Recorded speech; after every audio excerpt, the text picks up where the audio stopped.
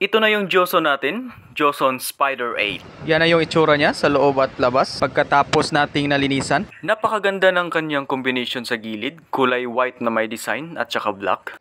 Meron itong Bluetooth at saka USB input. Meron itong 8-channel Input.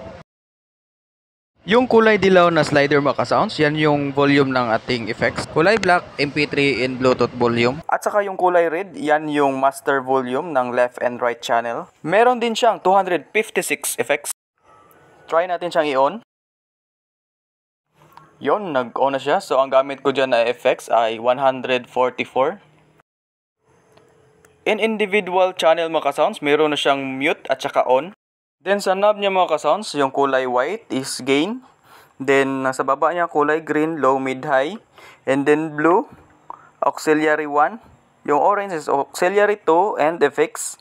And then kulay red is yung pan. Meron na rin to siyang built-in na 7-band stereo graphic equalizer.